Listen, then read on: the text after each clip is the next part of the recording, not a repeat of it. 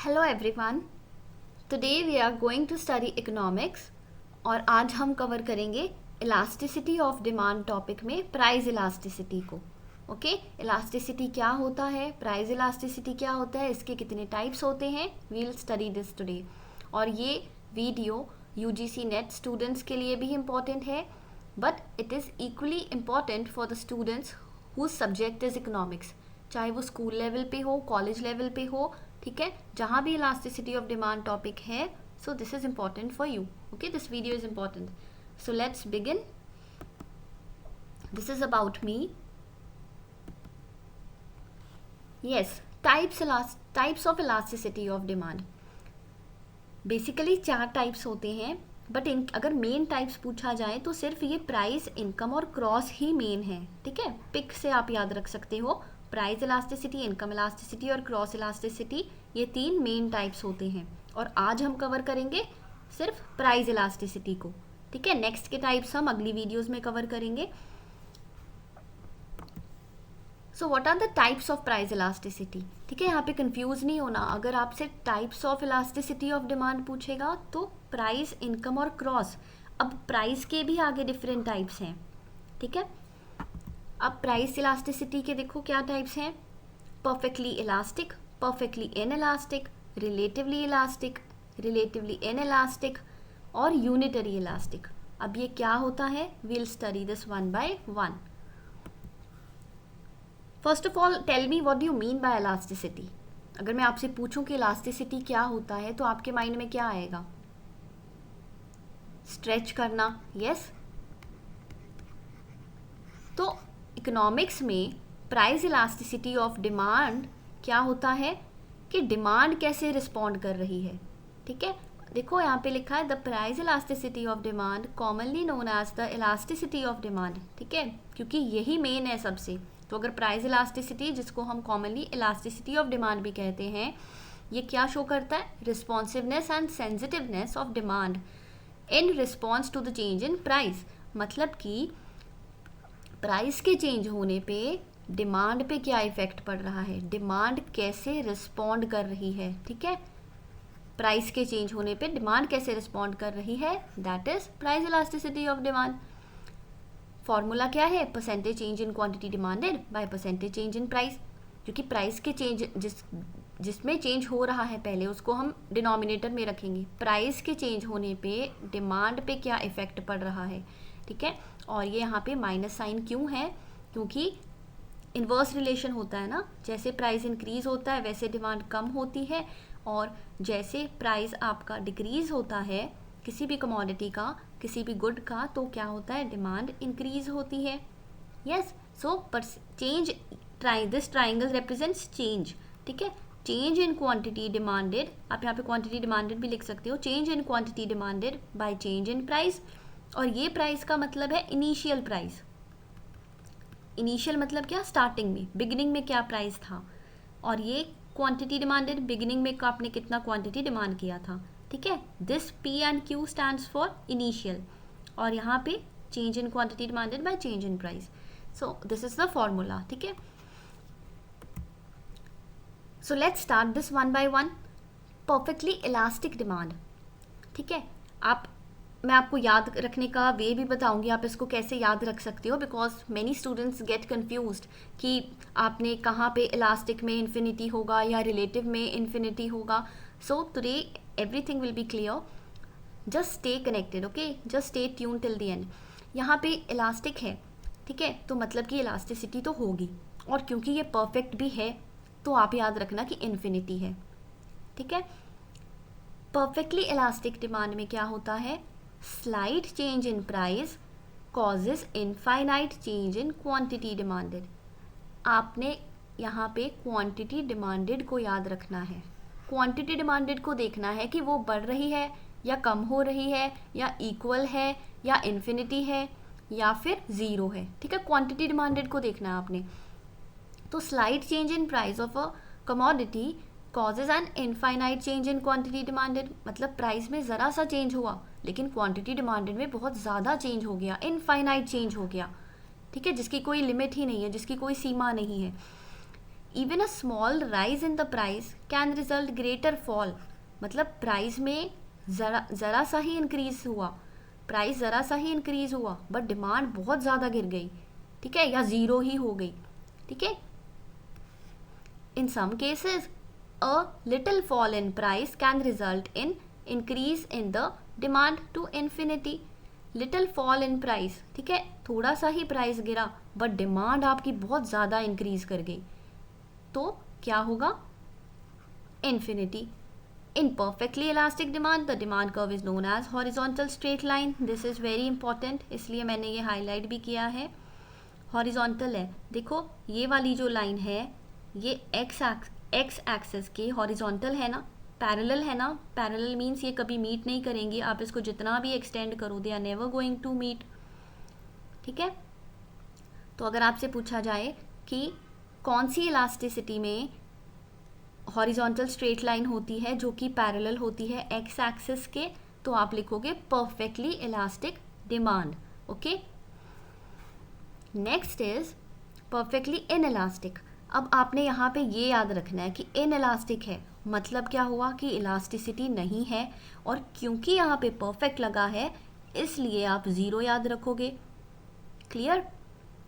अब हम पढ़ते हैं यहाँ पे क्या लिखा है, when there is no change in the demand for a product due to change in the price then the demand is said to be perfectly inelastic। मतलब कि डिमांड में कोई चेंज ही नहीं है इसलिए तो ज़ीरो है ना, डिमांड में कोई चेंज ही नहीं है, आपकी क्वांटिटी डिमांडेड में कोई चेंज नहीं है, ठीक है, प्राइस चाहे कम हो चाहे ज़्यादा हो, ठीक है।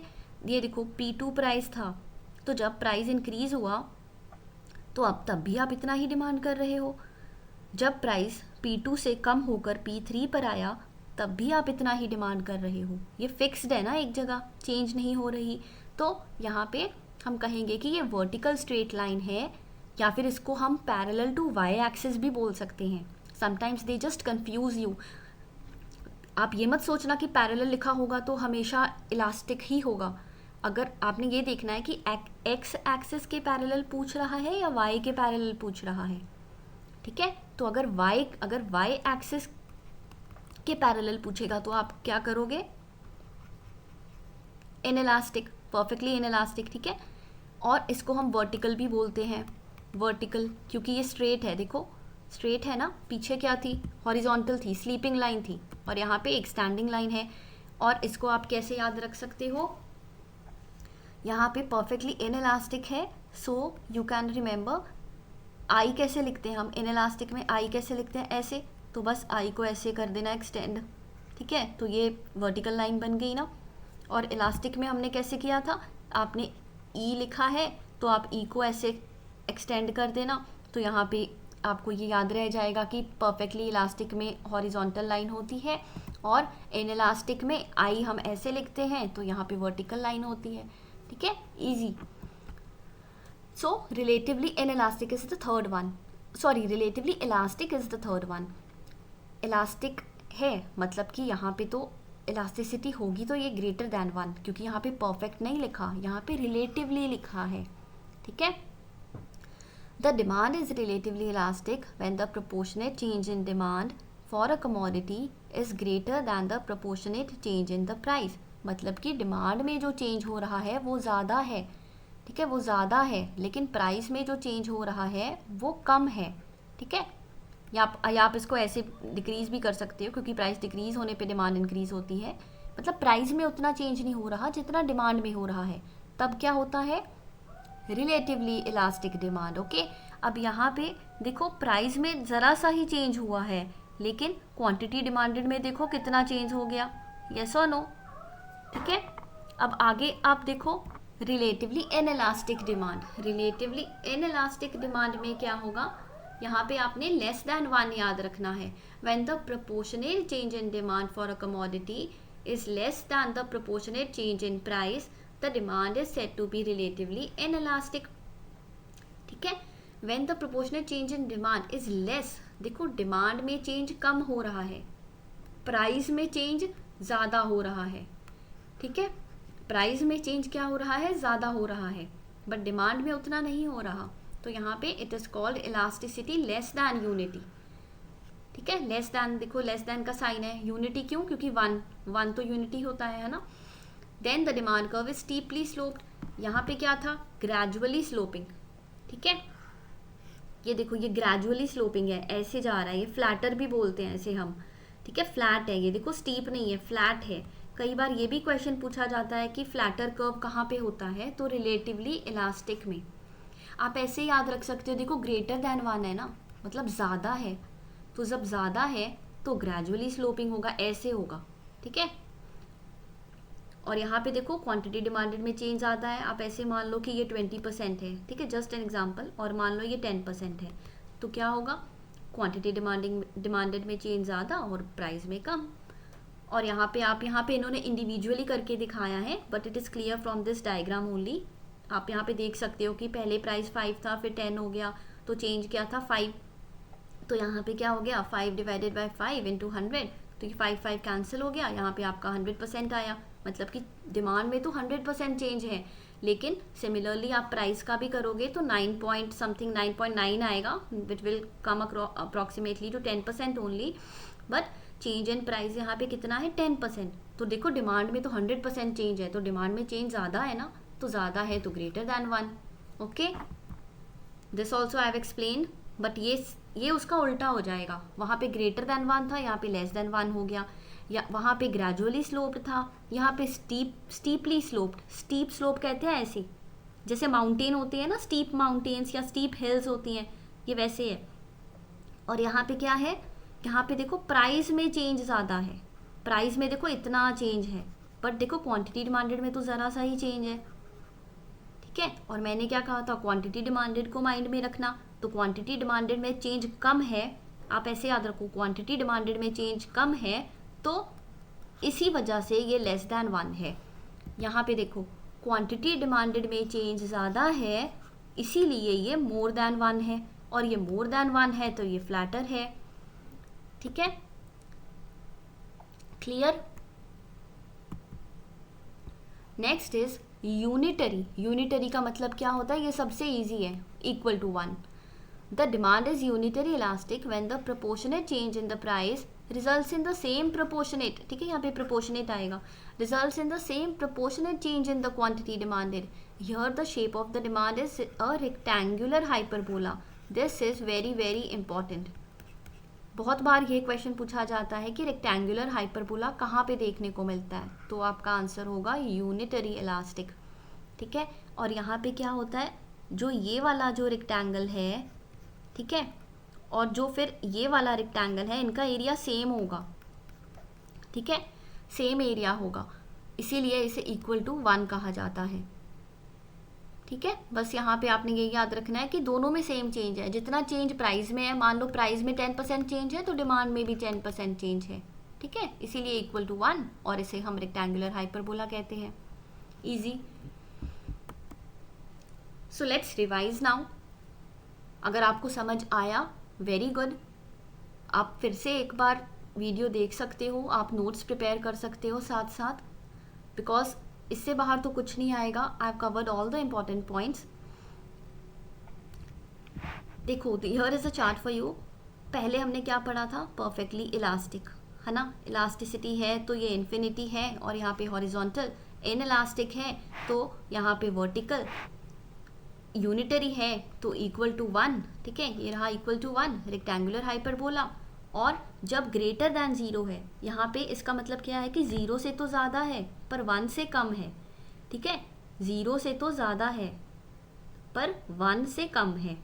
ठीक है, तो इन इलास्टिक हो गया, क्योंकि 1 से कम है ना, तो इन इलास्टिक है। और अगर कम है तो ऐसे हमने पढ़ा था कि स्टीप स्लोप होगी। यस, और ये ग्रेटर दैन 1 है, ग्रेटर दैन 1 है मतलब इलास्टिक है, और इलास्टिक है तो ये फ्लैटर होगी। अब फ्लैटर में हमने क्या पढ़ा था कि ये ग्रेजुअली स्लोपिंग होगी, है ना। यस, अच्छा, यहाँ पे कुछ इम्पॉर्टेंट पॉइंट्स हैं जो मैं आपको यहाँ पे नोट डाउन करवा देती हूँ, क्योंकि कई बार यहाँ से क्वेश्चन पूछा जाता है। परफेक्टली इलास्टिक, ठीक है, ये फर्स्ट वाली जो कंडीशन है, ये पता है कहाँ पे देखने को मिलती है, परफेक्ट कंपटीशन में। ठीक है, जस्ट आप ये नोट कर लेना कि कहाँ पे देखने को मिलती है, परफेक्ट कंपटीशन में। और उसके बाद जो इनइलास्टिक है, ठीक है, परफेक्टली इनइलास्टिक, यहाँ पे आपको मैंने ये तो बताया ही था कि डिमांड चेंज ही नहीं होगी, है ना। जैसे एग्जांपल सॉल्ट हो गया, नेसेसिटी है ना ये, यस। तो नेसेसिटी के केस में क्या होता है, आप उतना ही डिमांड करोगे, चाहे सॉल्ट का प्राइस अगर मान लो 30 है तो 30 से अगर 40 भी हो जाएगा तब भी आप सॉल्ट तो उतना ही खाओगे ना, उसका कंजम्पशन थोड़ी ना इंक्रीज़ कर दोगे, जितनी रिक्वायरमेंट है आप उतना ही लोगे, ठीक है। तो ये नेसेसिटीज़ के केस में होता है इनइलास्टिक। उसके बाद है यूनिटरी, याद रखना यूनिटरी मोनोपोली के केस में होता है, सॉरी यूनिटरी नहीं, यहाँ पे नॉर्मल गुड्स के केस में होता है, ठीक है, नॉर्मल गुड्स के केस में होता है। और इनइलास्टिक होता है मोनोपोली के केस में, ठीक है। ये दिस इज़ वेरी इंपॉर्टेंट।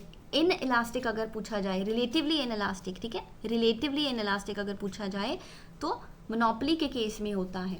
और अगर आपसे इलास्टिक पूछा जाए दैट इज़ फ्लैटर, ठीक है, फ्लैटर कर्व कहाँ पे होता है, तो आपने याद रखना है मोनोपोलिस्टिक, मोनोपोलिस्टिक, ठीक है, ये यहाँ पे है इसमें।